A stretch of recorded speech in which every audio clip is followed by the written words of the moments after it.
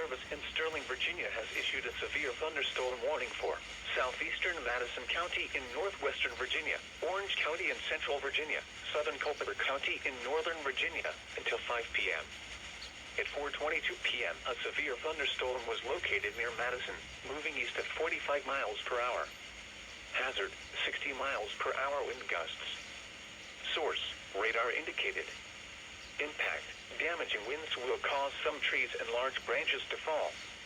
This could injure those outdoors, as well as damage homes and vehicles. Roadways may become blocked by downed trees. Localized power outages are possible. Unsecured light objects may become projectiles. Locations impacted include Orange, Madison, Brightwood, Mine Run, Oak Park, Everona, Verdiersville, Locust Grove, Flat Run, Nassans, Winston, Madison Mills, Mitchells, Lake of the Woods, Leon, Unionville, Locust Dale, Raccoon Ford, Rhodesville, and Rapidan. For your protection, move to an interior room on the lowest floor of a building.